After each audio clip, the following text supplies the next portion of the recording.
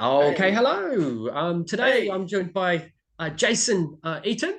Thank you for joining me, Jason. How's it going? pretty good, man. Pretty good. It's a pleasure, an honor to be on your podcast here. It's Thank you. when I first heard you, were before I first saw you talking about this, I'm like, oh, I want to get on there. I got so much stuff to say, so I'm glad it finally came around Okay, to get on there. excellent. So So I yeah. usually start off by asking people about their teachers and their martial arts backgrounds. So I gather that maybe is it Alex Dong? He was. I think I saw that was your maybe your main teacher or.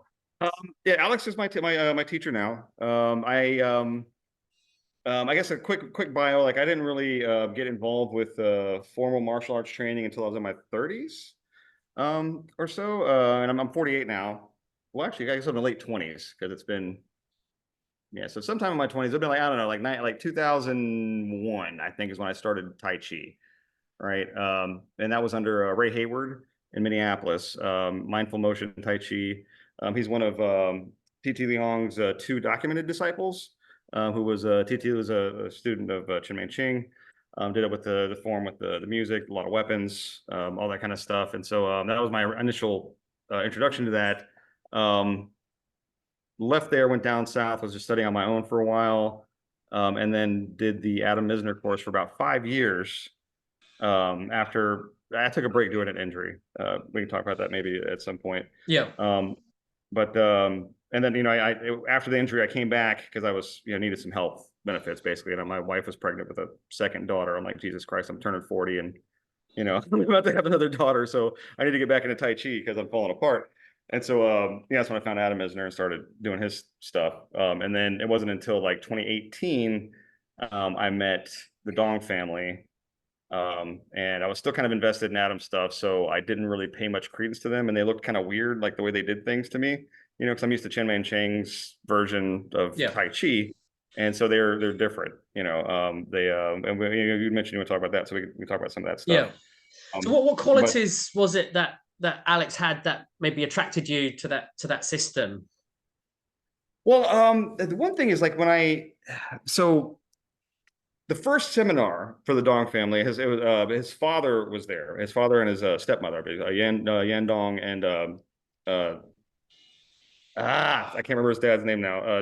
Dong Dong Shinzen. Yeah, he was there, and he was actually like speaking Chinese, and Yan was translating for him, right? And so when he was talking, like a lot of the things that he was saying was very similar to some of the stuff that I had gotten out of the Adam Misner curriculum, as far as for the idea of gathering and releasing, and which is part of you mentioned that it's Yang style based. It is Yang style based, but it's also How style Yeah. based.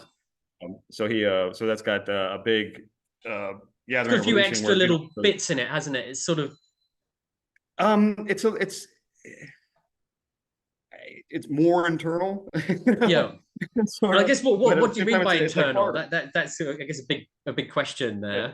there. But it's like harder too because it's like um the how I Zen stuff has got a lot of like internals to it, and they talk about something coming from nothing, and that being sort of like the chi,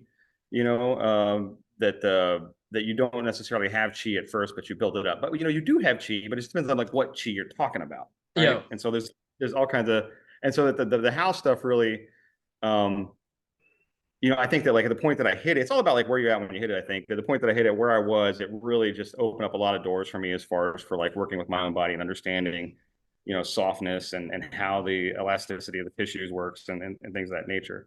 Yeah. Um, they talk about. I got in trouble one time at an Adam Misner seminar because I went to a workshop that Curtis had held in Austin, Yeah. and and I just kind of like did an info dump in the Discover Tai Chi page, the group about like, okay, this is kind of like what I got today.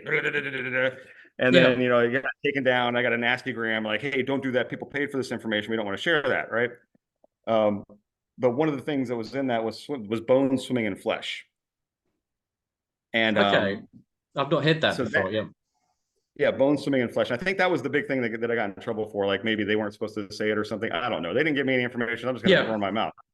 But so that idea, like I feel like in the how form, the way that it's built and the way that you move in that, it really sort of emphasizes that internal motion if you will. Yeah. And that internal motion is that, like, if you look at your, say your bone, right, and like look at your muscle, and you got this like sort of tight muscle on there, then it's like locked onto the bone, right? And so whenever Yeah. the bone moves, the muscle moves too. And so when we look at it getting a little bit more loose and kind of like they call it like the fascial sling in some of these things, then then it's got some motion, and when we can actually move back and forth, that becomes like a like a fucking pinball, Yeah. right? You know what I mean? So you've got this sort of like little bit of play, and it adds up throughout the entire skeleton in some ways, and among other things. But like I said, I don't want to get too much. But basically, I didn't get into formal martial arts training until late in life. I did a lot of fighting when I was a kid, like a lot of fighting. Like I grew up like I'm annoying as hell, basically, and so I miss social cues. Yeah. I would like stand too close to people in line, and they turn around and just clock me. I would get beat up for being a white boy in the wrong place. Like I was so much of a victim of violence that people in my life today are telling me, dude, I sometimes have PTSD over this thing I saw happen to you. And I'm like, oh, okay, oh, good to know, right? But the point being is that, like, when it comes to like martial arts and violence and things like that, like, I've hurt people severely. I've been hurt severely. I have no desire to do that, and I think that when it comes to my anymore, like I have no desire to hurt anybody ever, and I don't want to like punch somebody and see blood come out of their face anymore. I don't want to like have to think about that shit. Yeah. And um, like well, I don't know what's going there, but so like when I talk about Tai Chi as like a martial art, I talk about it more as a conflict management system, Yeah. in that when something comes in to challenge us and there's some kind of conflict that comes in, that we are using this art to mitigate the conflict. And if you look at it like fighting, okay, we're going to defend ourselves. I consider, like, if somebody's trying to do me harm, then they are in my mind no different than a mad dog, Yeah. right? Someone that's a rabid dog.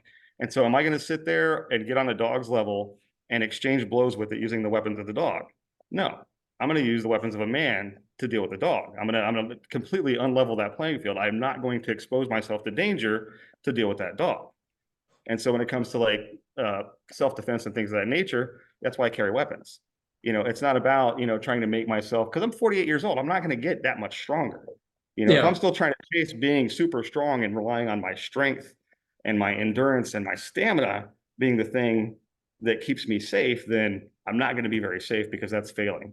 And I that's mean, is failing. where you live that dangerous that you need to carry weapons? I know I've not been Yeah. to America. Yeah. Yeah. Seriously. Yeah. I mean, it's it can get like that. It's like it's really like I'd say most of the violence that you face in life you can avoid, right? Yeah. Especially like martial arts, I mean, right? Martial artists, we can avoid violence, because yeah. we're not easy marks. We don't, we walk with a sense of we carry ourselves a certain way, blah blah blah. We're not going to be in these positions of danger. But if you look at like the people that are really at danger, women, older people, younger people, weaker people, these are the people that really have a lot that need a system for dealing with people that are stronger than them. I mean, I And guess this is where a lot of the yeah, arguments online come from. I guess it's exactly. the extent to which Tai Yeah, Chi is a fighting art. Because I guess most people who practice yeah. Tai Chi probably are doing it for health and relaxation, not primarily to Oh yeah, improve their fighting skills. And I think or maybe there are certain people that think a Tai Chi class should be applications and sparring, and then other people are no, it should be form and silk pajamas and relaxing music. And I think that's probably where a lot of the nastiness maybe comes from online, is that sure. people have very different conceptions of what they think a Tai Chi should be. So for you, is Tai Chi a fighting art, or is it a sort of a meditative health art, or can it be all of those things? Well, yeah, I don't think I kind of resist the classification of that into those sort of pigeonholes of a either or. Um, you know, Tai Chi Chuan in the classics is a system of civil and martial cultivation. And so it's two halves. It's yin and yang, and so you can't have one without the other. Now that doesn't necessarily mean you got to go get punched in the face every day Yeah. to understand the martial applications, right? But You you know, do but think there should be some kind of martial aspect to it there to should be, definitely be. At yeah, the very least, you got to have push hands. That tight. So yeah. okay, so that you've got different. Again, you got And different aspects. actually, And one that aspect of it was. is Can I strengthening. sorry to interrupt you Go and for talk it. over you?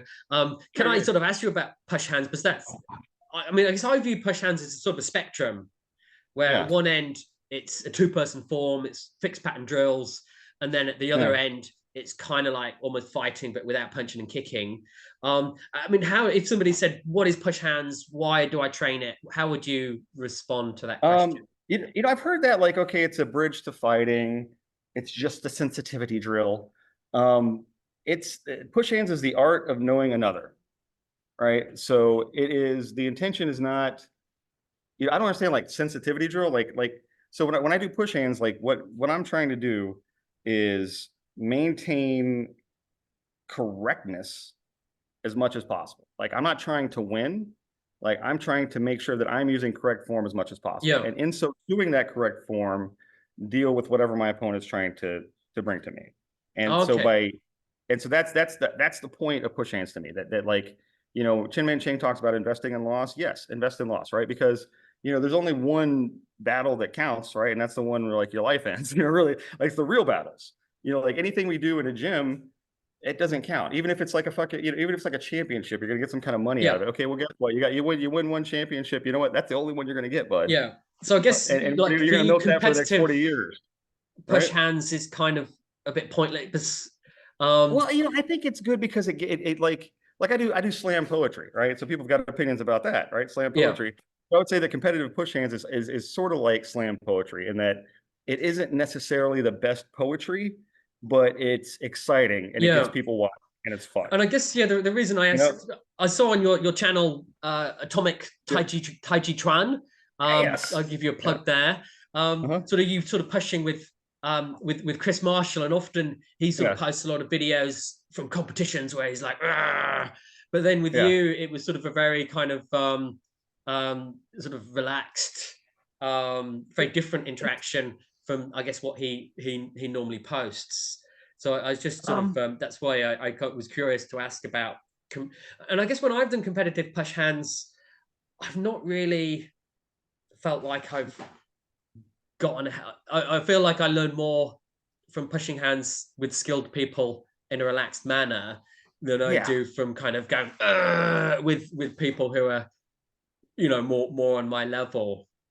Well, because then it gets to like, if you get to the competition, then the point of the exercise becomes winning the competition, right? I'll say then like how serious are you about winning that competition? Okay, well then that is going to inform how you train leading up to the competition. So Yeah, then is your training going to be all about like winning some stupid competition with some stupid rules? I mean, maybe at some point, right? Maybe you want to promote your school, maybe you want to become known, maybe you want to, yeah. whatever. Like Chris is doing that. I respect that. He's actually representing Tai Chi well in that regard. And I guess the Um, rules kind of shape the interaction as well, don't they? Kind of that totally. if you change the Yeah. rules, it looks very, Like very different. talking to John Wong Shui Jiao guy like on Rome Soak Fist, and he'll say things like, well, how does Tai Chi deal with spinning back kick or something like that? Well, how does Shui Jiao deal with it? It's a wrestling art. Like how does boxing deal with it? It's a punching art, right? It's all about like when we talk about these different formats. It's that's a false comparison, a false dichotomy, Yeah, whatever you call it. Like it's a false situation that when it comes down to it, okay, like if I look at this and I don't just look at this as like some kind of game to play. Like in some respects, okay, like push hands is like my pickup basketball. Okay, I'll go and I'll do push hands instead of going out to the park and like dribbling and all that kind of stuff. So it keeps me active, whatever. But in some respects, it's more like a crap. I lost what I was saying there. Um, it's I don't know. Help me out there. What can you remember? yeah. I mean, I'm curious. I guess while we're on the topic of push hands, Uh-huh. to ask about. You mentioned about studying with the Heaven Man Earth Adam Misner Yeah. system, and obviously within that system, sort of Adam seems to have quite magical powers over his own students. How did you Yeah. sort of rate the students there. I think you mentioned Curtis is sort of one of the people who's sort of refused to come on my podcast. I mean, I have Yeah, sort I of mean, pushed with a few I people wouldn't from want to that rate it system. because, like, like It's maybe a I bit of a don't give crass money to the question in a organization way. anymore for more like personal reasons, like Yeah, of like I just kind of I just don't like some of the messages that he puts out using his platform on social media, right? That I think are harmful to people that I care about. yeah, Um, and so I choose not to give his organization money anymore for that reason. yeah. So it But wasn't sort of it wasn't that you didn't yeah, rate their push hands. It was more that you sort of didn't like the um yeah, some of the other it's like, I things. don't want to get too much into that, but like I think that Curtis is really skilled. I mean, Curtis, I've met him twice. I brought him into Austin Yeah, for a workshop, and he's just great. He was the first time I really kind of felt like a good, like, I don't know, there's like a push with chi that's different. I don't know, like yeah, it's a I don't know if you felt it, like there's like a mechanical kind of push where you're feeling like the muscles, and then there's this kind of push where it just kind of feels like just kind of like blown up, by yeah, like a wind you can't see. And it's like it's not anything special. It's not magic powers, right? But it's just there's a difference to how the force is delivered that feels different. yeah. No, I Um, mean, I and have I haven't met Curtis, but I have met people who have pushed with him, and they've been very complimentary about yeah, his skills and him and as a person. he's So hardcore. Like my first day of training with him, like I went to bed that night and I woke up at 3 o'clock in the morning with leg cramps, screaming, right, just from all the work that we did that day. And I had to I had to use my internal kung fu to soothe the cramp. Just because of, like we work. It's not just like sitting around. Oh gosh, that's just it's hard work. yeah. It's grueling. It's And what was the and, curriculum? Obviously, I know they did do the 37 form and yeah, Huang's loosening exercises and push hands. yeah, And I know that Adam does a lot of meditation, maybe sort of Theravada yeah. meditation. Is there anything else from the curriculum Um, that I've sort of missed well, out there? there's there's a lot of push hands drills that are taken mainly from like the Yang family Sanshao. Um, and there's it's good instruction. I would say like that it's if you can't get a teacher in person, if you can find some people to do it locally, that it's good instruction. If you can't get anything more direct, because Yeah, direct instruction trump it every time. But like it's some of the things he's got a very clear way of putting things. But like I think a fair criticism is that sometimes the demos are a little bit gimmicked. You know what I mean? Like you got a fall guy, and they've done this drill 50 times. They know how it's going to feel. They're not necessarily, I think that they're, and they're supposed to do that, right? They're supposed to like give themselves so they can make the demo and make the teacher look good so yeah, they can get the principle. It's not about like, and that's sort of understood. But I think that sometimes in some interactions with people, um, that they will tend to give you an instruction that doesn't make any sense and that you don't actually follow and then act like something has happened. You know what yeah, I mean, right?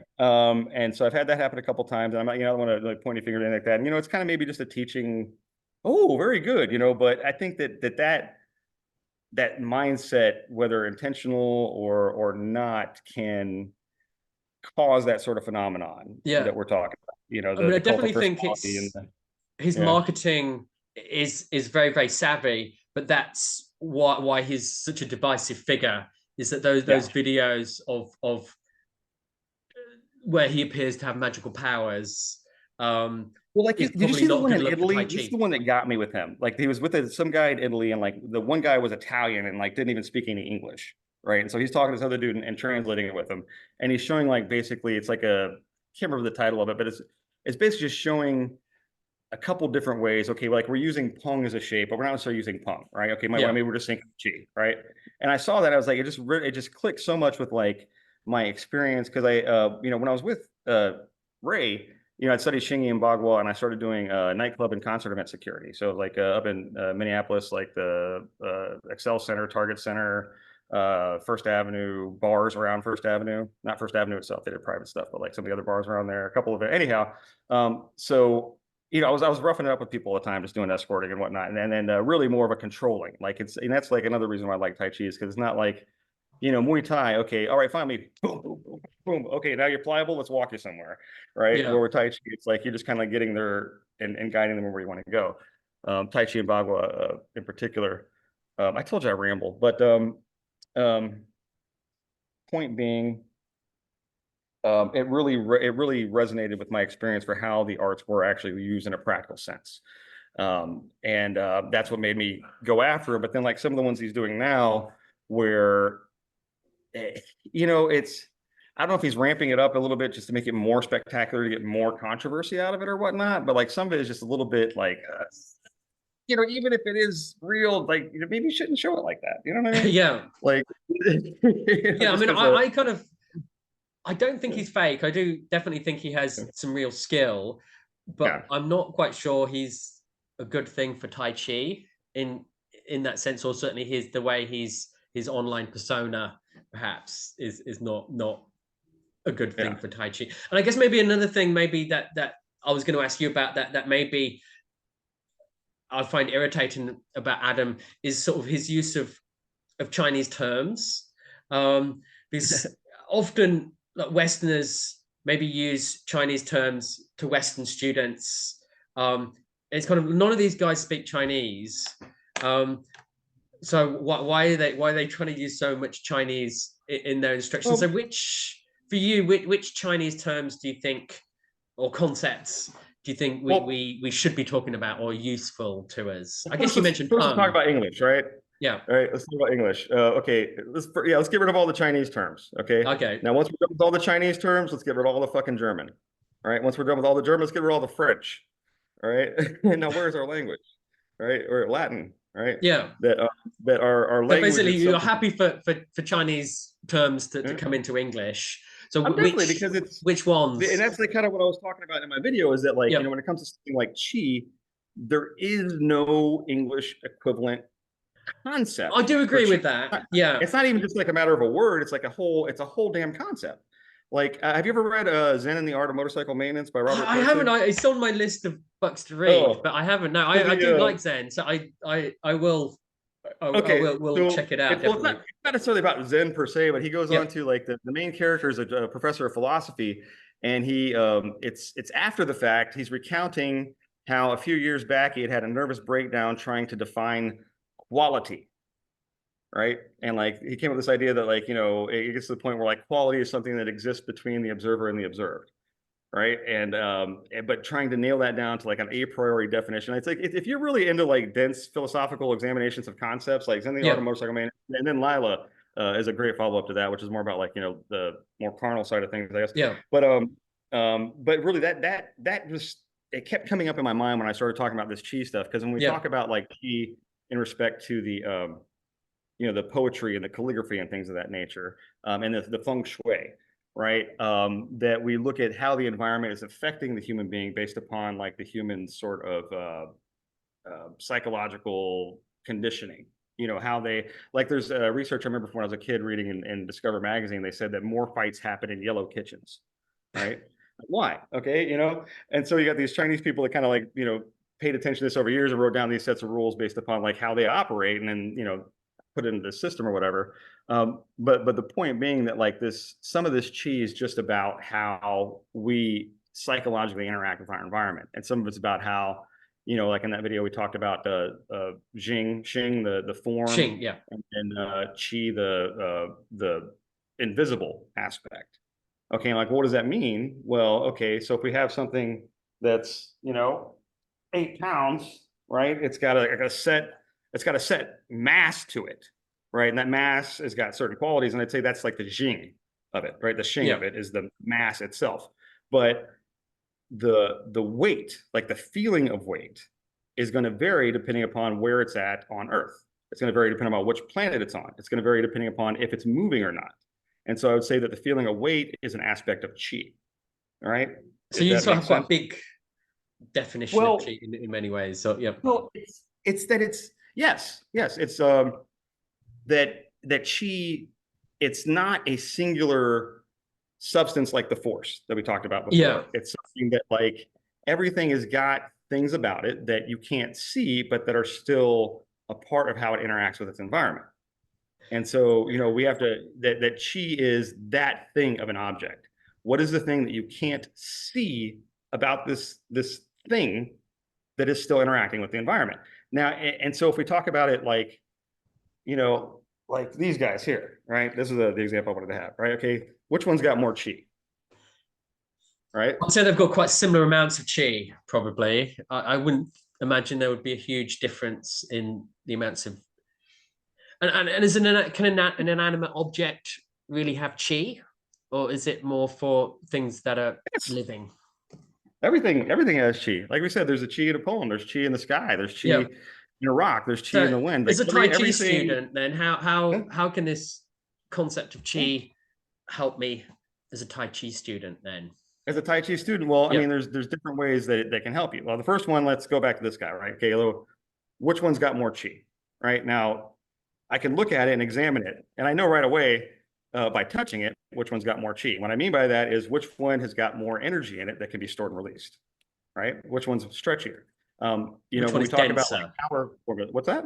Which one Hmm? is has more density, more elasticity? Because Exactly. wouldn't it be more useful to use maybe Newtonian physics It to might, describe but their what I'm talking properties about, more than but what I'm talking about with this is not necessarily describing it accurately in terms of Newtonian physics. What I'm talking about is we've got pages upon volumes of thoughts written about these chi interactions. Okay, now if we just throw all that out and start, okay, let's talk about it from Newtonian perspective, then we're missing out on a lot of not necessarily answers, but pointers, right? And so we look at like this question. This is directly related to the fascia question, right? yeah. Talking about chi, because we talk It's about another like trigger term, fascia, isn't it? That exactly, it it does is. Well, trigger because a and I lot of understand it people. because people they get into this martial arts. It's like the kung fu hustle, right? The homeless guy sells a little boy the Buddha palm, right? Yeah. A secret Buddha palm manual, like for a quarter that he got, right? And it's just like some bullshit. It's the kung fu hustle that we're all familiar with. That the Fajin And I project is sort think of railing also, yeah, against. that's maybe just Yeah, coming back to chi. yeah, It's not necessarily the concept of chi and fascia. It's more the people who go on about it a lot. I think yeah. Well, that are the problem probably here, maybe here's the thing. bullshitters. Yeah, You watch me online, you'll see this happen, right? Because people are afraid to ask questions because they're afraid to ask questions because they think if they ask a question, they're saying they don't know something and they don't want to look like they don't know. They don't want to look yeah, ignorant. They don't want to look weak. But I'll ask questions all goddamn day long. Somebody comes in and says, talk about chi. I'm like, okay, well, tell me about chi, dude. What is this chi? How do you measure this chi? How do you work with this chi? And they don't have any good answers. They don't have any practical information. They don't have any useful information. All they have is a bunch of rote memorization and superstition that they got from some crazy person at a new age bookshop, yeah, right? They don't have a, and I refuse to think that these Chinese people who are so clever and so dedicated to their arts and have created these like wonderful masterpieces of physical culture that they're just going to walk around with this stupid concept that doesn't make any sense and is useless, yeah. right? Like I refuse to be that racist. You know what I mean? Like I'm not going to And I say that guess they're dumb. with You fascia know? though, a lot of Yeah. people might argue that the ancient Yeah. Chinese didn't have microscopes, so they Well, no, didn't they really didn't. know what fascia was. So now when modern day Tai Chi teachers start talking a lot about fascia, people Yeah. might say, "Oh, well, the Chinese they didn't have a word for it. They didn't talk about it. So why do we need to talk about it?" I guess Well, and that I've, might be I've, the I've argument mentioned that this that okay, what are the membranes that they refer to in the classics if they are not the fascia? Now, they didn't have a word for fascia. yeah, They didn't have a word for a lot of this shit. They didn't have a word for Zhongding, right? That's a yeah. word that came later, essential equilibrium. So just because they didn't have a word for this particular word, they had sinews and they had membranes, which are, I got into this with Could Alan that Butcher the other include sort day. of ligaments, tendons? Yeah. Um, And what's the difference between a ligament and a tendon? I don't know. I've ruptured a ligament. I'll Um, tell you what, I had my, well, I'll tell you, right? A yeah, ligament attaches bone to bone, and a yeah, tendon attaches muscle to bone. yeah, Okay. yeah, So when I had my ACL, my anterior cruciate whatever ligament replaced, yeah. I've had they that as took, well, actually. Yeah, yeah, what they did is they took a dead man's hamstring tendon and used it to replace my ligament. It's the exact same kind of tissue, but it gets a different name because it's in a different place, Yeah. right? And I tried to tell this to somebody earlier. Same thing applies with like the fascia, that essentially it's a continuum into the tendons and around the muscles, inside each of the cells of the muscle. There's like 3 different layers where you're wrapping individual cells, you're wrapping bundles of cells, and you're wrapping groups of bundles, right? And this fascia substance, which goes through all of it. So the theory is just that as life goes on, we get into unhealthy movement patterns, we hold tension, that we create sort of like irregularities in this fascia. And so if you look at like, a woman's pantyhose, right? Fishnet pantyhose, when they're bunched up and they kind of have that bit, you can't see it, but it's very uncomfortable for her, right? Yeah. It's like, it's not comfortable. It impedes movement. It's friction. It's causing stress. Same thing happening inside of our bodies, right? And so we don't need to think about it so much, but understanding what it's there for. Yeah. I mean, um, I yeah, think I definitely appreciate that fascia is very, very yeah. important for our Well, and bodies. the But the, I the guess in terms of research you part, can't really train it though. That you you can't, don't you have can't. control over it. Well, Or will you it's not disagree with it's that? not direct control, but like Yeah. the training, if you look into how to increase the elasticity and innervation of white tissue, right? There's research papers on this. I wanted to get links together, but again, I thought this was tomorrow, not today. Yeah. So I was preparing to do an open mic tonight that I wound up not going to. But there's a if you read about the methods for increasing this, and the point of this is to decrease injury and increase strength. In Yeah. particular, what's the explosive strength? Um, Fajin not or plyometrics, right? oh yeah, I Plyometrics. do a bit of plyometrics actually. Yeah. Yeah. That these, and that's basically okay. So we talk about this like increasing elasticity of the tendons and the white tissue, plyometrics, and a kinetic chain, right? These 3 things together, I think, are a big part of the actual functional aspect of Tai Chi Chuan training, actual Tai Chi Chuan training. But before again, I'm like all over the place. So I didn't really have notes. That when we talk about this, we're talking about 2 different things. One is the conditioning, the physical conditioning, the healing aspect, the body building aspect, and then the other is the actual fighting aspect, which is more than just kickboxing with a Tai Chi body. And that's the thing that I think most people want to do, is they just want to go do kickboxing with a Tai Chi body, that they consider push hands to be this sensitivity drill. They got, okay, well, we did the push hands, let's move Yeah. on to the spar. What is a Tai And Chi they don't actually body? use Tai Chi. Huh? Sorry to interrupt. That's the What is a Tai Chi body? Or in Oh, your it's a opinion? Tai Chi Yeah. body. Yeah. Yeah, that's something like Misner calls it the Tai Chi creature.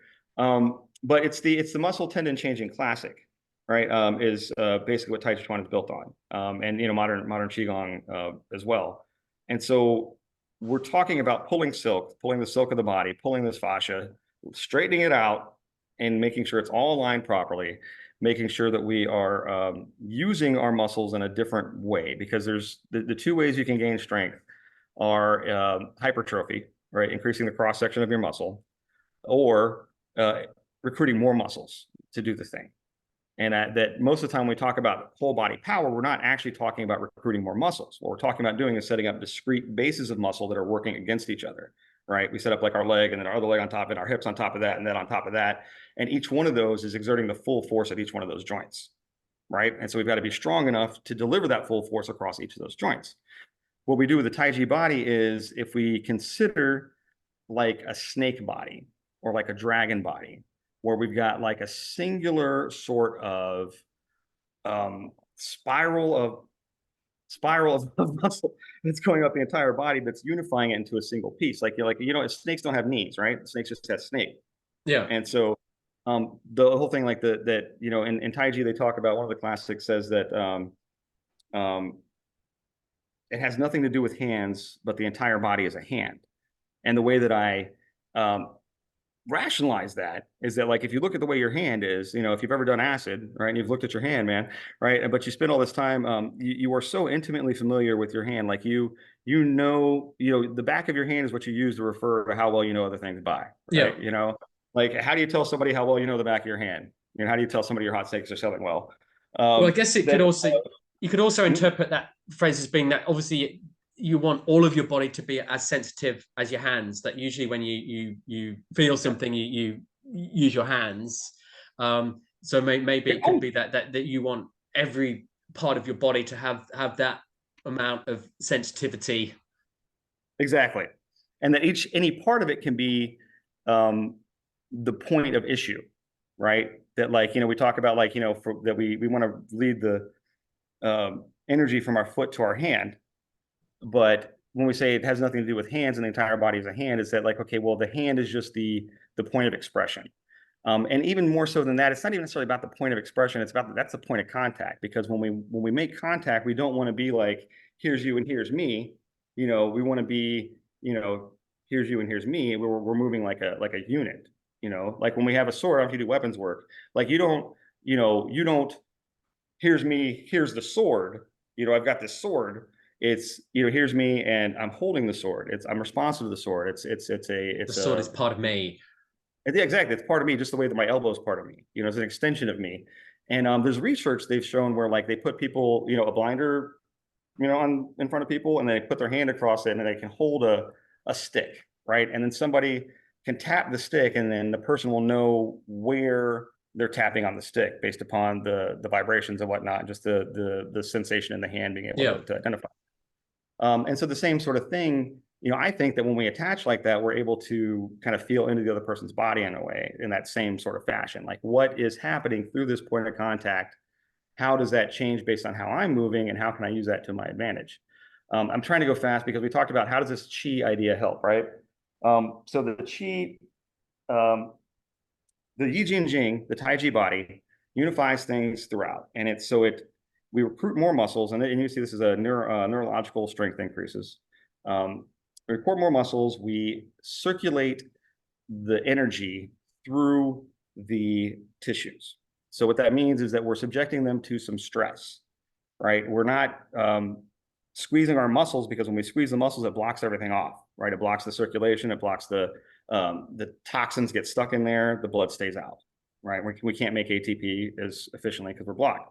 But if we're loose and we put the body under load and we transfer the load that we're trying to generate to the white tissues, then that strain causes them to adapt by getting thicker and stronger and elongating, and it causes them to increase the innervation. When it increases the innervation and vascularization, that increases the sensitivity, increases your proprioception, increases your kinesthetic awareness.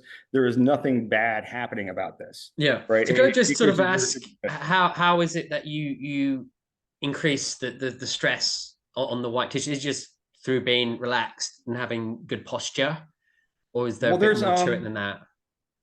there's a couple different ways we can look at it. Like we look at uh, Tai Chi Shan Da Wen is a book, Tai Chi Questions and Answers, and Chin, I think that was the one.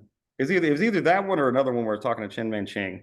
But they said, okay, how do I know when I'm relaxed enough when I'm doing the form? And this might And be he said, another like song is I guess the controversial the well, Chinese oh yeah, word so that's well they not say that exactly relaxed. Yeah. well his answer was is that well you can only do it once, right?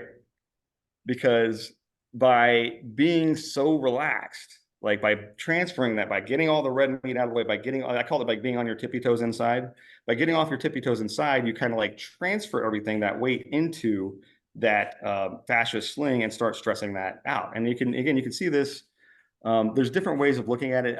Like the Western method doesn't quite approach it exactly the way Tai Chi does, but it's the same idea. They're just doing it, Yeah. whoa, It's just here kind of come the almost like American. by being relaxed, you're sort of putting more weight down through the Exactly. Like fascia you're and the taking it tendons out and the of ligaments. yeah, you're taking it out of this and like kind of letting it go out. And so that's one is like the relaxation, getting it deep into the postural muscles and the postural white tissue. And the other is we do there's something that there was a physical therapist that came to one of the classes and called like nerve flossing is what they call it. Right. But and this is something that's baked into Alex's Qigong. And what it is like it's sort of creating a stretch inside the body. And the stretch is sometimes they talk about it like bones go up, meat goes down.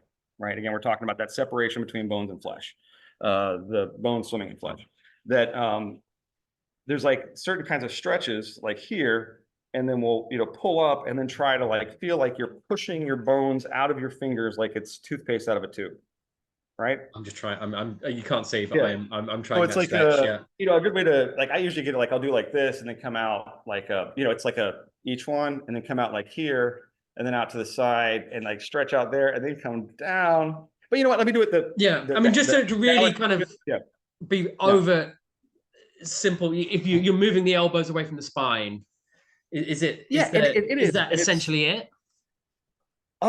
yeah, and it's what you're doing in my reasoning is a couple things. Like you are expanding the joints.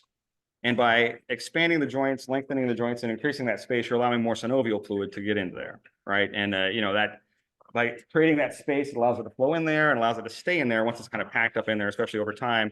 More synovial fluid, more lubricated joints, smoother movement, and better ability to withstand sudden impact because the synovial fluid will become hard under impact, right?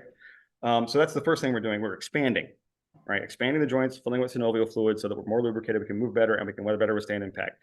The other part of it is in so doing that, with the relaxation that allows the bone to separate, we're actually sort of like doing that, working it back and forth a little bit. Like you can feel like, like on your own arm, you can feel like it works a little bit. It'll start working more, Yeah, and it'll start just getting more and more, um, uh, just more movement, more space inside the body for things to happen.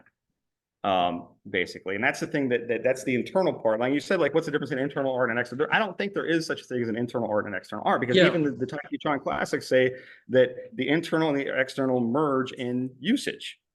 So that like when we're talking about like we're just doing internal training to target specific things in the body, we're doing yeah, external things to target certain things, and then we're actually like expressing our art. We have a complete martial art that is both. It's not a yeah. partial art. No, I think Um, I don't do agree with that. I mean, people have varying interpretations of internal. Like, oh, is it of Taoist origin, meaning internal to China, or is it just sort of is it essentially just BS marketing? Um, and I think if there is external movement, the art's not completely internal.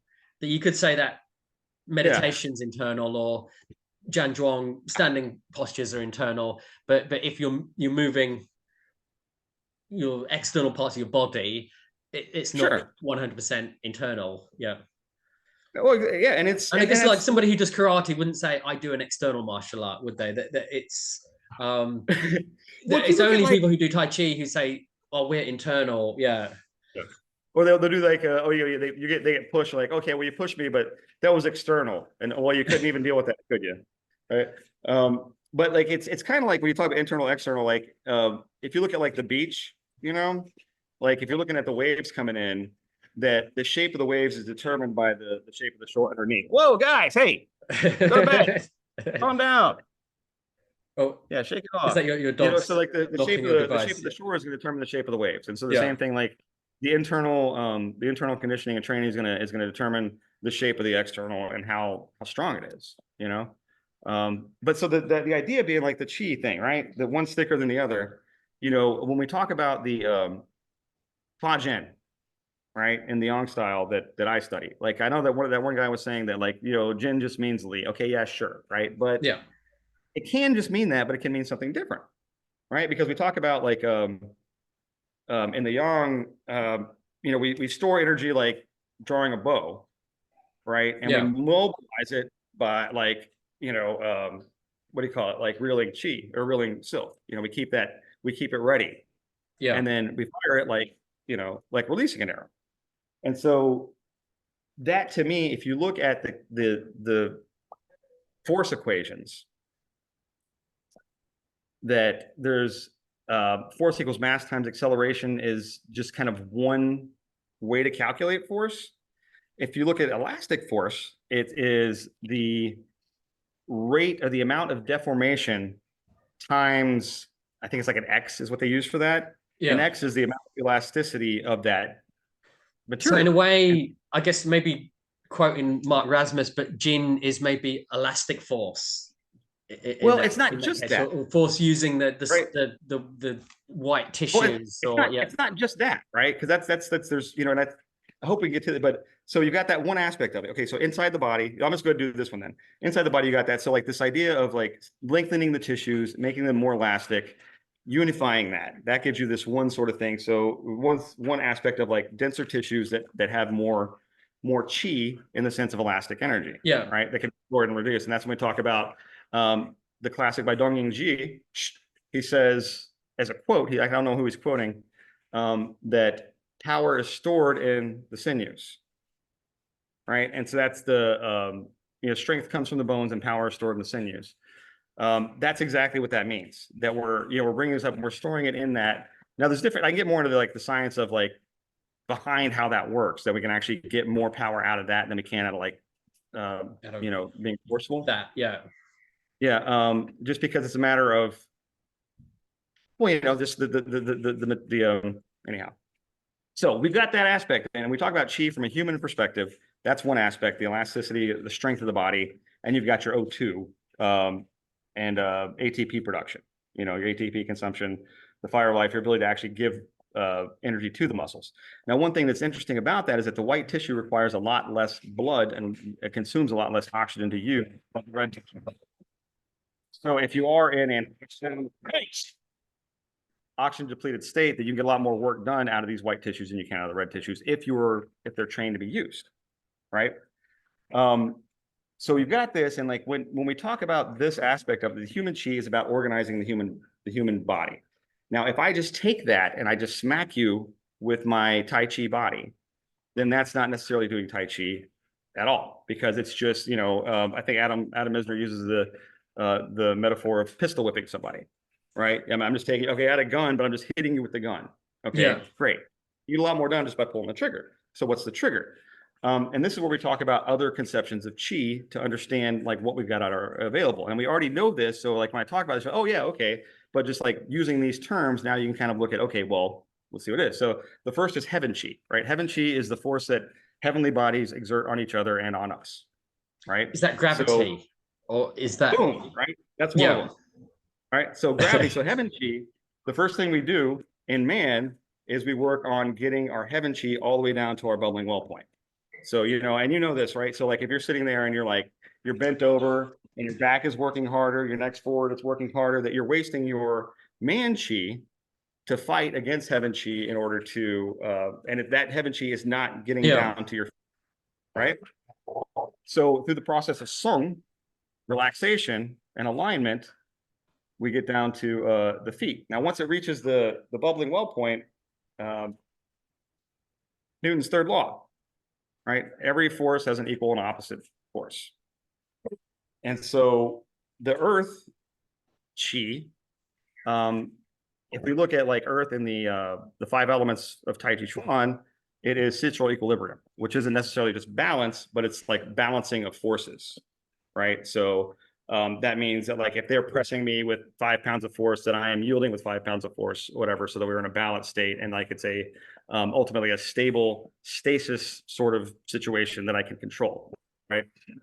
And again, that's part of the martial part that nobody ever covers. Nobody ever talks about the damn 5 elements because they don't understand them. Forward, backward, left, right, whatever. They don't understand it.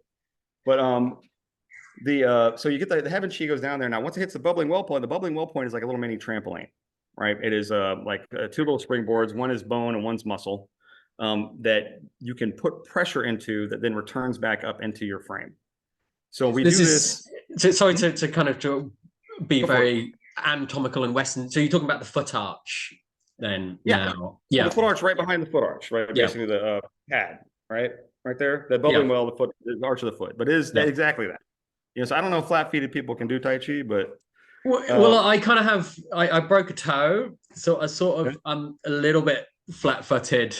So it is something I do have an interest in becoming less flat-footed. Yeah.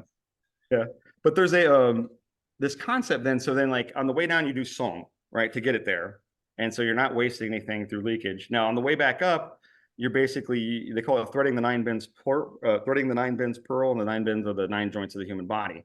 And so what you're doing then is leading that return force, guiding it, mainly with your mind, guiding that return force through the body to preserve it, so that it's not getting wasted. Just the way the down force would be wasted if your head's way out, the up force is going to be wasted if it's not properly guided back up. Okay. Now, this I call, using human chi to unify heaven chi and earth chi. Now, when you do that, you've got what they call silk reeling in the yang style or the dong style, reeling silk energy. I've only really hit silk reeling with Chen style before, actually, with the sort of with kind of Yeah. I've not Well, that's heard important too, much of but it it's I in think it's different. yeah. Yeah. But so you've got that, and then that is where the mysterious power comes from, right? The mysterious energy, the unusual energy is like, as Joey would say. And I have like, I think a demo, I don't know how well this is going to work, but I've been trying to work out a way to demonstrate this, but it's like the thing where you've got to sort of trust that I'm being honest. You know what I mean? In this. And Yeah. so let me show you this real quick, right? So Okay. this over here, this is my my heavy bag stand. My heavy Yeah. bag is, I'm missing the plug for it, so I don't have my heavy bag right now. But I've still got 200 pounds of sand on the base. Okay. Yeah. I've got 225 pound, 225 pound, 225 pound, and 50-pound bag of sand. I weigh about 185. Okay. So if I go up here, if you can see this, Yeah. and I push, oh, I'm gonna put it on here, right? Want to make sure it's nice and hard to push, right? But like if I push with my whole body weight, you can like I'm locked up here. I'm using all my muscles, right, to get that to go up. Kind of come up a little easier than it did earlier. But when I do this, right, I'm locked up. These are tense, this is tense, and I'm kind of like, if someone was to try and come from the side, I'd be in a compromised position because I'm very weak side to side here. Right? Yeah. Yeah. So instead of trying to like push up like this, if I just sort of connect here, right? And then I let my weight come back into my bubbling well point and then pop right back up. Okay, without really adding anything to this. And what happens is it just kind of goes like that, right? And like, I don't know if you notice a difference in how that popped up. Yeah. But that's not me just play acting. It's just, it's not magic. It's just fucking physics, you know? Yeah. it's that this force, like there's a video you can find on the internet where this guy has got a big ass tractor tire on a rim, and he's all alone. He's got to load it into a pickup truck. And so what he does is he just starts bouncing it, right? He just starts hitting on the top, and that gives it enough to where it starts bouncing, and eventually he's able to get enough bounce to where he just sets it up there without even touching it. Same concept. Yeah. Simone Biles on the bars. Same concept. They call it different things, but the Chinese perspective on that might be, I don't know, they probably may have abandoned this, but if they're using this paradigm, that would be about, working with those different types of chi to get the particular twists and turns and all those other things together. And so that essentially is the model that I'm working with right now as far as those go. Now, if you look at that, you've got in your own body, your human chi, you've got the heaven chi working on you, and you've got the earth chi you're threading through your 9 bends pearl. Your opponent, now they may not have as well organized human chi. They might not have that unified skin What suit. if they might be 60 kilos heavier than you? They could be 60 kilos heavier, or they could be lighter. In whatever case, like if they don't have the unified body, then they're just kind of disorganized. And so it's really, even if they're strong, it's easy to sort of manipulate them because their strength makes them easy to manipulate. On the same token, if they do have the body, but they're not understanding how to work with the various chi, if they don't understand heaven chi, then you can pull them into a place where the heaven chi is going to work on them. Now you can see this like in wrestling, collegiate wrestling. Yeah. You ever see how do you stop a shoot? You sprawl, right? That's not about your strength. That's not about your muscles. That's about your leverage. It's about you coming out and then you're using. It's also about your timing and awareness, though, isn't it? That you need to be quick enough. You need to see what they're doing and take action quickly enough to be able to get that technique to work. Exactly. And you got to know what to do. You got to be prepared for it. Because that was my ACL repair. I was teaching Tai Chi out here on the beach, around 2009, and at a Brazilian Jiu-Jitsu gym with this guy who was a kind of amateur fighter. Hey guys, I mean, he made his living as a fighter. I guess it's a pro, but whatever, small time. Yeah. But we did an exhibition match at a bar, and I had maybe a month of jiu-jitsu. I had about 5 years of Tai Chi. That's how I broke my toe, actually, jiu-jitsu. Yeah. What's that? That's how I broke my toe, jiu-jitsu. Yeah. Well, they put me up in there, and like, I don't know, I was like, it was 2009, so I don't know how old I was, but um, yeah, they put me with a guy like a blue belt who was 10 years younger than me, right? And this is an exhibition match just to like kind of get some, press for the club together. And so this kid shoots me and like shoots in on me, and I got him in a headlock that like they had taught me the what do you call it? The guillotine and the The anaconda guillotine like trap, 2 days yeah. prior, right? So I'm like, okay, this is one of those, right? So I tried to finish it like an anaconda, but it was actually like the setup for the guillotine, right? So like we got like kind of locked up, and like he couldn't do shit, I couldn't do shit, and they stood us up, all right. And so then we kind of came together, and he kept trying to get to throw me. He couldn't throw me because BJJ people suck at takedowns, right? They just okay, and they flop, so they don't really ever have to work for him. But so what he did is he just kind of did a sweep against my right knee to take me down, and that severed my ACL. And it's something that I just hadn't trained for. I wasn't, I was doing push hands. I wasn't training for having to deal with people taking out my knee joints. I was a little, yeah, a little taken aback by that. It was about 9 years later before I got an ACL joint, but I did push hands for about 3 years with no ACL. Anyhow. How is it now? Because mine's still it's not like having a new knee. Oh man, it's amazing. It's my left one I has more. Well, see, my guy, like he worked with like college football or college basketball teams, and like extreme sports like surfers and skaters and shit like that.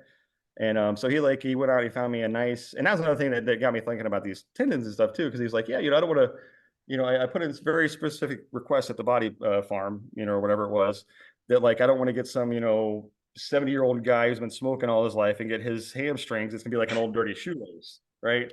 I want to get some nice young idiot who just died in a motorcycle accident, his hamstring. So I'm very thankful for whoever it was that donated their hamstring. But he a nice young thick hamstring, and he did this thing where he soaked it in stem cells, some kind of stem cell therapy with it.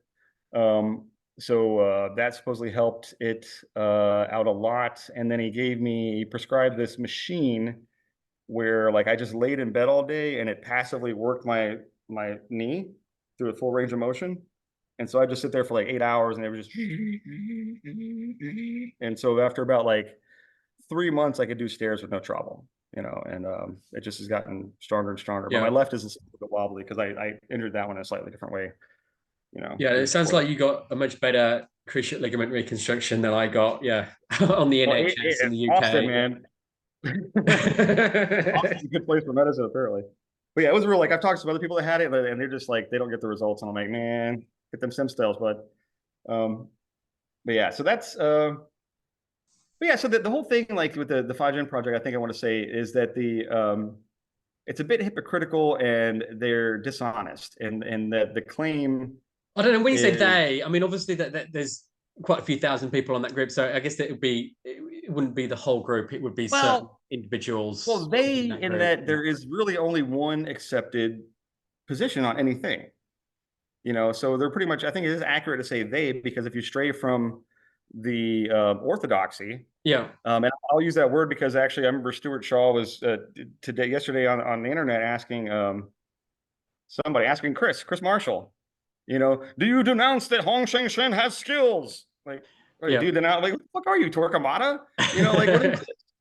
Like, come on, have a little bit of sense in your brain. Like it just, let's talk about this like adults. Let's talk about this like rational, intelligent adults who pay bills, who have children, who don't have to like, talk like, this, oh, these cheetah files are just idiots. Like, what is that?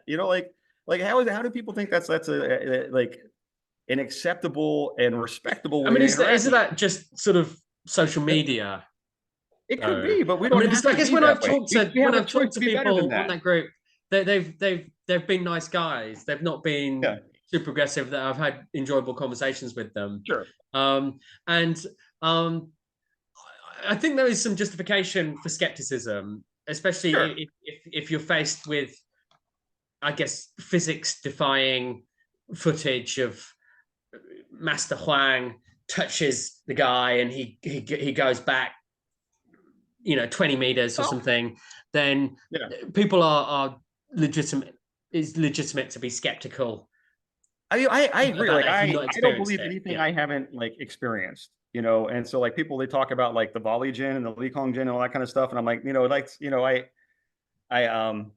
no, I don't believe in that. Show yeah. me. You don't believe in Like no he does it. touch. Yeah, Yeah, the no touch stuff. I'm like, show me. Like now there's legitimate techniques to make people do things without touching them, right? And yeah. especially if we talk about chi, It's going probably beyond like outside the realm of Tai Chi, though. It's more like hypnosis, neuro linguistic um programming. well, I mean, what is Um, the realm of Tai Chi, right? If you look at Tai Chi in some respects as the study of yin and yang, which in other words is the study of Qi, because yeah, the differential between yin and yang is where the space where Qi flows, essentially. yeah, That if you look at it like that, then everything is within that blanket, like anything that any sort of interacting with the world. And so I don't limit this just to, fist punch face. This is, per my last email. This yeah, is, how we approach dating. This is how we approach raising our children. This is how we approach, all this stuff. And like even with skepticism, we don't have to behave like playground children. yeah, We can have arguments that aren't rooted in an appeal to ignorance, that aren't rooted in just blanket ridicule and bullying of yeah. people that aren't there to defend themselves. I mean, I Because think that's it's really the big it's thing. it's easier to have those, I guess, civilized conversations when you can see the person face to face, and Yeah. when you're sort of behind a computer online. That's, I think, where a lot of the nastiness comes in. When you feel maybe more, it's more okay to be very rude to somebody when they're 4,000 miles away and you don't know what they look like, or Or yeah, there's people that say that, there are theories, I guess, for about that, the CEOs of companies, the leaders of our nations, essentially, our CEOs and our yeah. politicians Well, I mean, are I know what you sociopaths. mean, but I Yeah. guess, yeah, Yeah, they're narcissistic sociopaths, right? They're yeah, at the top of the power structure, definitely, and yeah, they sort of set the tone for the behavior all the way down. Because if we want to be at that top of the power, we've got to emulate that behavior to ascend that ladder. And so we see that at the top, and we see it all the way down. And so we start like emulating that behavior, even in these little minor micro interactions, like this. Oh, you said that my idea might not be 100% correct. That's like a narcissistic injury, I guess is the psychological term for that. yeah. And so they're going to compensate for that with some kind of narcissistic rage, right? They're going to try to make you feel bad, and it's just it gets out of the realm of the practical and useful very fast. And so Yeah. my take now is I try as much as possible to resist giving in to the impulse to call people But idiots. I mean, I think you would admit that you have been deliberately provocative Oh yeah, towards the Fajin project. oh yeah. I definitely provocative, and but I in mean, a sense, like, things like Fascia, G, that well, I don't think that it's deliberately provocative yeah, to engage in the on the topic with which they have skepticism, and to provide some, like in this case, like someone was talking about fascia, and I yeah. said they're not, they're doing this video, I and think I saw that it was like a young, not yeah, a small Texan Thai teacher, and she's yeah, like with a massive guy, and oh, if I try and push with my muscles, I can't move him. Oh, but now yeah, I use the fascia, and there he goes. yeah, and Um, it's just, if you look at the it was more classics when it just talks about biomechanics, manipulating wasn't the it? It was more just membranes, it if says specifically that, like, when it talks about it, it says you've got to master the feet, the inches, the hundredths parts, and the thousandths parts under the guidance of a competent master over a long period of time, and then you can start talking about this ability, right? And this woman is saying that, oh yeah, I can show this person in 5 minutes how to do it. They're not talking about the same thing, right? They're just not. What they're talking about, what she's doing is essentially just a wedge. She's making a wedge. The person is putting tension on them, and she's driving a wedge under them that lifts them up and goes back, because that person's tension. It's a good Tai Chi tactic, but Tai Chi, the tactics are like the gravy. Tai Chi is the transformation, and then the tactic stuff is once you've achieved the transformation, actually start using it to do things. You know, but and that's, I tried to have a conversation with her about that, and I was trying to tell people in the Fajin project that like that, yes, there is um a legitimate area of manipulation of the fascia that they refer to as membranes, separating the sinews, seizing the sinews, separating the muscles and tendons. Sorry, I'm just watching my dogs. yeah, But it's discussed, and so it's legitimate, but by bringing this attitude of, okay, they said fascia, oh, they're full of shit. then that just kind of like shuts off any sort of potential to learn anything about that whole realm of study. And I'm Yeah. like, okay, well, I'd rather like toy with an incorrect idea for a day or two and say, okay, well, this is no good, than shut down potentially toying with an idea for a day or two and discovering something really good that can transform my practice. Yeah. And then that's really, I don't believe anything without seeing it. And like when I met Alex and we actually had a good push hands, because the first time I met Alex, I met his dad, and we Yeah. were talking about that. I finish it. The short reason why I went with him is I really like Alex as a person. I think he's a great person. He's got a great head on his shoulders. He's really And humble. that is a big deal when trying to find a teacher. And obviously, a lot of it, people think, ability, lineage, but a lot of it is just your connection with that person. Yeah, Um, and like when like you talk about some of the things you talk about, like some of the things he said is like I start getting into theory, and he's like, practice is more important than theory. He'll say that to me all the time, like, oh yeah, but I got to do something with my brain, boom. And so I'll come up with some things. Like, okay, that sounds good, but he says practice is more important than theory. Chinese words, right? There's no magic in Chinese words. That's what he said, right? There's no magic in Chinese language. But I like to use the Chinese words because it helps make it clearer when you're referring to older manuals exactly what you're talking about. yeah. Like my first exposure to written material was T.T. Liang, and he would use the word intrinsic energy. And so when people started talking about Jin later on, I'm like, what the fuck is? I keep cussing. I'm sorry. Let's say Oh, ADD. it's okay. I mean, Um, compared to Joey, you've been quite been quite but well behaved. Yeah. he um, it took me a while to understand he meant Jin. So when people started talking about Jin, I was kind of lost. And so for that reason, I like to like leave those, especially where it becomes jargon, where we're getting beyond the realm of, okay, that's what this word means in English, or that's what this word means in Chinese, so that's what it means in Tai Chi, or that's what the translation of this word means in English, so that's what it means in Tai Chi. It's like, no, we're going to talk about Peng. Peng is Peng. Yeah. Chi is Chi. And I guess with the And then, Chinese language, context is yeah, huge. And as soon as the word is in a different context, it doesn't have the same meaning. And especially exactly. And that's where people like that the whole thing with chi, right? They say, oh, well, chi is breath. So I breathe. Okay, now I have breath. So now I'm chi is using my chi to energy. fight. Yeah. Yeah, now chi, how am I going to fight with this chi, right? Okay, the chi is the energy. Okay, great. But, it's like there's different chi. There's chi, there's chi, there's chi, and even inside the body, we get But chi for. also there's my perception of what I think chi is very Yeah, different from what your perception of what chi is. And this is part of how it's so polarizing, is that if I just it can think, be. oh, chi means energy, and you think chi means, I don't know, all of your interactions with the world, Yeah, then yeah. if we're talking about chi, we're not going to agree on that, are we? No, well, we can, and well, that's we talk about different kinds of chi. Like, we're talking about the same thing, but when we get into the And human body, also, yeah, because maybe if, sorry to cut you off again, if I sure, if I speak Chinese and you don't speak Chinese, I probably also have a different perception of what chi is as well. or That, even two Chinese people, yeah. you know, like just because somebody's Chinese doesn't mean they actually understand anything about Taoist And I guess an cosmology, interesting you thing know? is when I spoke to Guan Nan, who is obviously a Chinese speaker, he Yeah, said, "Oh, Chinese people just use chi for things they don't understand," and I kind of really liked um, yeah, that I'm not really thought of it. So obviously, I know there's so many for Chinese person, they would hear the word chi thousands of times every day: weather, emotions, yeah. uh, wind, electricity. All of these words in Chinese have chi in them. So for them, it's not like a mysterious,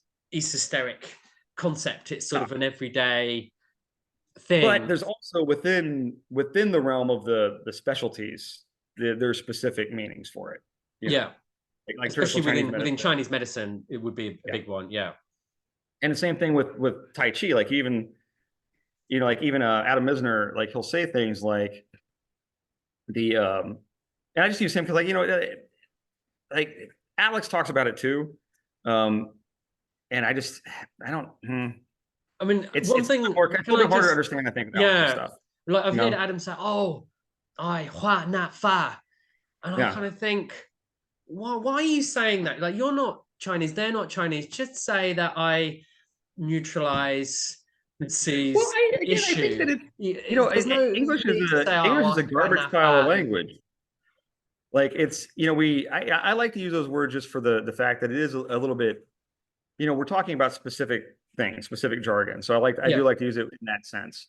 And there's no, you know, I'm not afraid of the Chinese words. Like I'm not afraid of any words. Like yeah. so, you know, I mean, I it's think like that okay, there, yeah, you know, it's like okay, so you said pung. Okay, yeah, I said pung. That makes it clear. As long as I know what I mean and you know what I mean, and if we're like in an instructional context, yeah, then you know, if you're my student, you know what I mean when I say pung. If we're having a conversation, then if you don't, and we can clarify it. yeah, But you know, it's pong is better than like, okay, the light, springy energy, you know, it's like a water supporting a moving yeah. boat, you know, No, I do like, accept that there are concepts that yeah, we don't have English words for, and they do have Chinese words for, and um, I don't have an issue with yeah, saying pung or saying chi, but I guess it's when I feel that the Chinese has been used to make the art more mysterious, and yeah, not they're not using the Chinese to help students understand. They're using the Chinese to make it kind of more yeah. esoteric, I guess.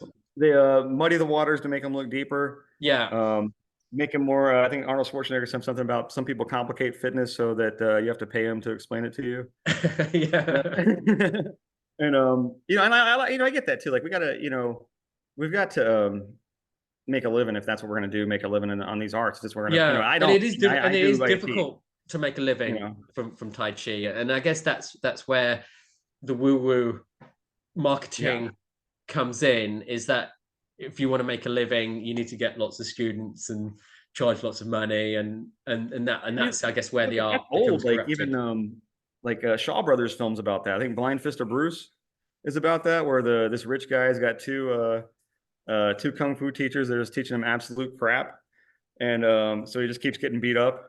You know, oh no, that's what it was. They hired somebody to come to the bank. He ran a bank. They hired somebody to come to the bank and like pretend to rob the bank, and then he beat him up.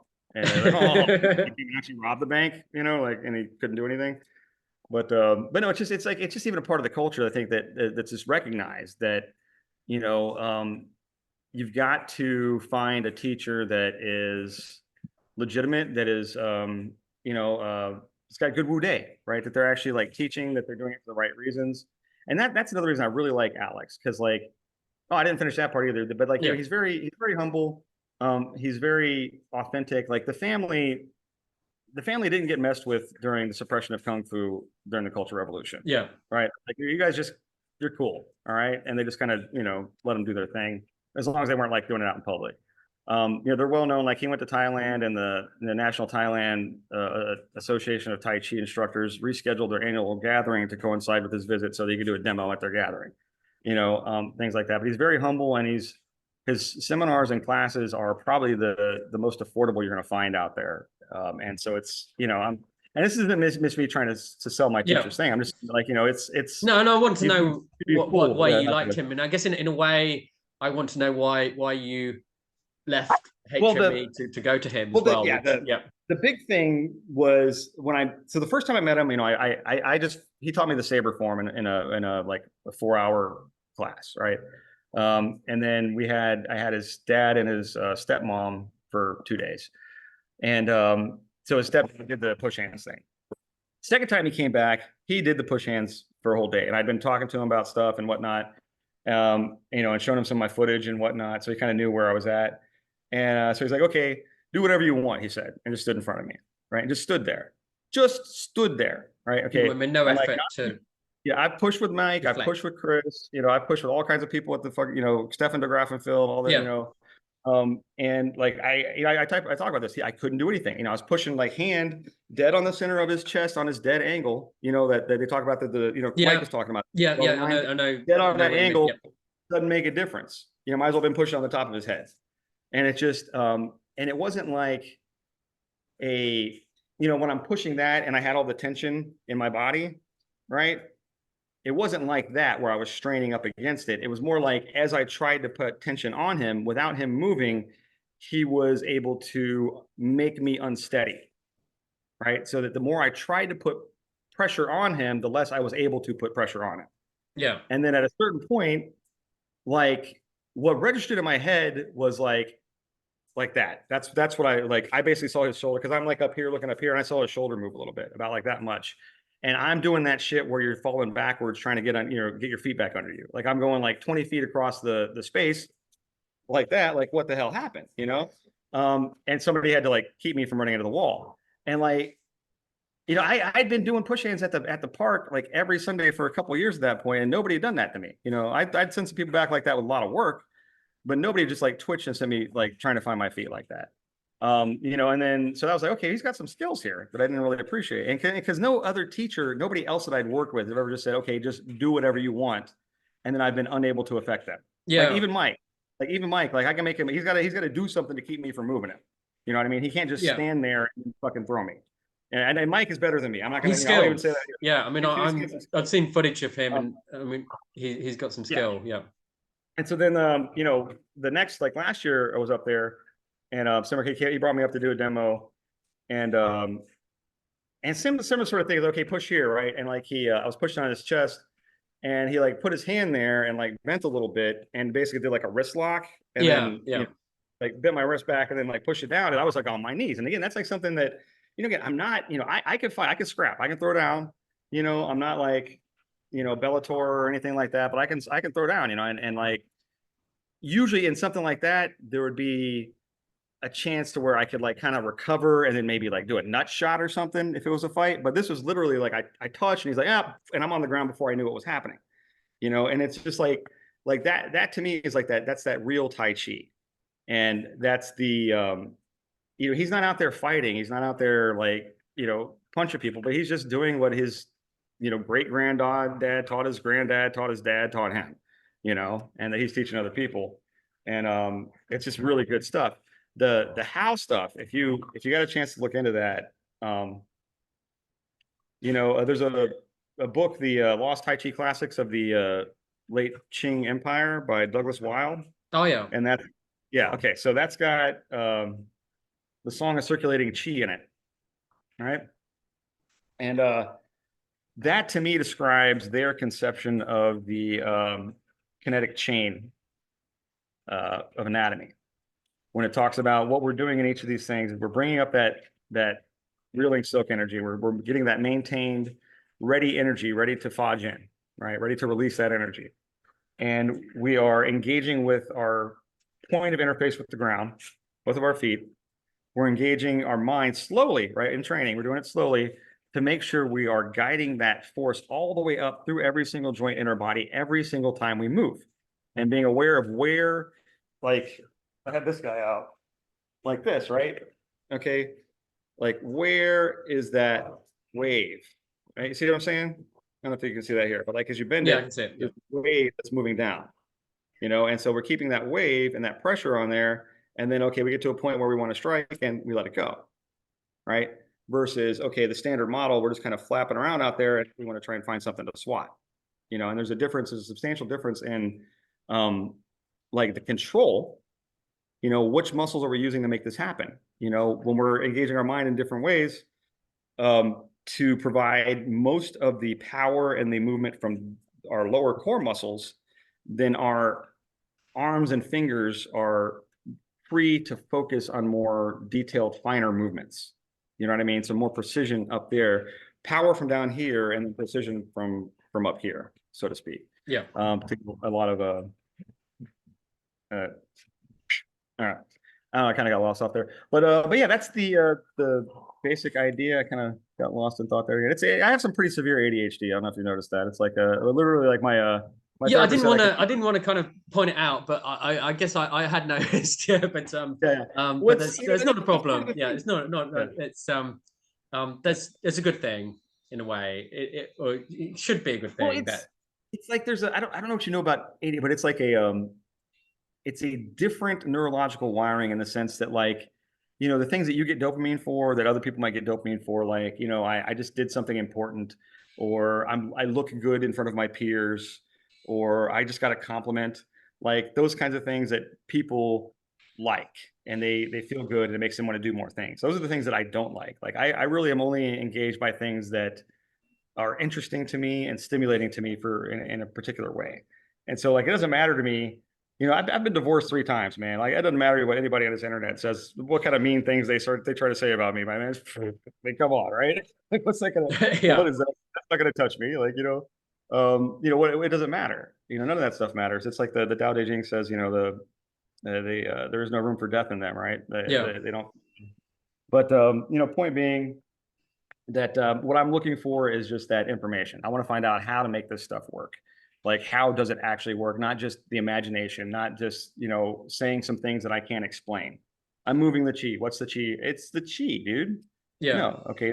It's what it is. I'm moving pressure through my body to stretch and stimulate my white tissues in order to thicken, innervate, and invasculate them in order to produce more energy in a different way than normally is produced. And yeah, and so I can actually like answer that question. And yeah. that's, you know, Okay, that's unfortunately, all. my neighbours decided to do some quite loud Yeah. maintenance work. If you're just wondering if you can hear like an angle grinder of being used, but I don't thanks. really hear it that bad. Yeah. Oh, okay, that's good. That's good. It's, I thought you were being drowned out by the angle grinder, No, no, but thanks so sure. much for your time, or this morning in Australia, but maybe this evening in the US. So Yeah, it was I great. really appreciate your time. So yeah, have good luck with your slam poetry this Oh, yeah, evening. yeah. Then I okay, don't do the slam. Well, I'm not doing that anymore tonight. I don't do slam anymore. I just do like spoken word performance. But yeah, slam's like a specific kind of format, I guess. I don't know. yeah. Yeah, but yeah, it was great, man. Thanks. I hope Yeah. Okay. Thanks a lot. No, enjoyed the I was response. really enjoyed the conversation. So I guess I could have argued with you on Facebook, but I think this interaction Sure. is maybe more worthwhile than You know, most of the Facebook ones. maybe we should do like a crossfire. Get a couple different people on together and just have a group discussion. Just get it real unproductive. Yeah. I mean, I'm sure Alan would definitely be up for it. Um, Yeah. but but yeah, no, it'd be a good idea. Um, but no, I think, and I guess maybe in defense of the Fajin project, when I've interacted with them face to face, I've really enjoyed those Yeah. interactions. So I think a lot of the nastiness is maybe or partly the Facebook's algorithms and Yeah. the downsides of social media rather than any sort of um, personal malice towards you. So I'll admit to a little bit of kayfabe just to stimulate the audience. You know what I mean? yeah, Just a little bit of picking with Alan a little bit, but because I think it's the I mean, I controversy think sometimes I distracting, guess but there's a few sometimes different categories. That there are people who generally have a different vision for Tai Chi. yeah, Maybe Dan Doherty's students whose classes have been maybe applications, sparring, full contact fighting, and that they do view what they're doing as being a battle for the heart and soul of Tai Chi. There are others maybe who are just sort of childish trolls. yeah, But I wouldn't want to sort of tar the whole group with the behavior of a handful of yeah. members on Well, that group. So I do the feel I interesting should about should Dan offer some Doherty, kind right, of, is that a big part of his training is Nagong, yeah. right? I guess it And so was actually, but I guess he passed away. I think a few well, years yeah. ago. But yeah. And so I found an article where he talks about that, like his training, and he says that yeah, we do this, the 12, the 24 Nagong. We don't call it Qigong for blah blah blah blah blah, but it's about it's Qigong, right? Nagong. Yeah, Um, essentially, yeah, and he says that he does that, and then what this does is prepare the body to be able to withstand blows, right? And then he says, like, once after 3 months of doing this exercise, this qigong is working with the internal energy, that you should be able to stand somebody like jumping onto your stomach, right? This is like his claim. Doesn't say any of that is got anything to do with sparring, no weightlifting, anything of that nature. He says that these Nigong exercises prepare the student's body to be able to handle blows. yeah, Follows directly along with the Yi Jing that I've been talking about, with all the shit that I've been talking about tonight in this yeah. interview. And And I so, like, think, I'm like, this is what I'm talking about. Why are you arguing with me? It's the same thing that Dan does. Well, what can you yeah. fight? I'm like, I fight anybody, dude. I'm 48. You know? An issue is with, I think before he taught the students the Negong, they had to sort of swear an oath of secrecy. So a lot Oh, of okay. the students who have studied the Negong kind of don't want to talk about it because they've sworn that they wouldn't talk about it. But Yeah. yeah, I'm quite curious about Dan Doherty's Neigong practices, but I can't get his students to spill the beans on exactly what goes on Yeah. with his Neigong. So that's It another sounds like controversial the term, isn't it? descriptions I read of Neigong. it. Oh, it sounds like the 24 Qigong from the Yang family. I don't know if you're familiar with that set. Um, No, I don't think I am. No. but that's what, because it's like the 24 Qigong is like probably a more well-known one that was like around the time he was writing his books and stuff, probably less well-known Yeah. and a little bit more secret. But so I'm pretty sure that's what it sounds like to me based on it, like everything I've read about him saying anything about it. Yeah. And it's like all this stuff. It used to be really, it used to be really prized and really secret, and people cared. People were like beating down the doors and like sitting outside the houses for 3 days with no encouragement to get it. Now it's like, oh, okay, well, I'm gonna go do Zumba. You know? Well, I guess that's the problem, is that now there's too much information. It did used to be that there was no information, and Yeah. now there's too much information, and nobody has any idea how to sift through and Yeah. find the most useful bits of information. Yeah. Well, I guess I can let it go, man. I'll keep you all day. Okay, How long? well, thanks a lot. I Thanks. will. It was great. It was great. I'll stop recording now. But yeah, I Okay. really enjoyed the conversation. So thanks a lot for your time. Thank Okay, you. cheers. Cheers.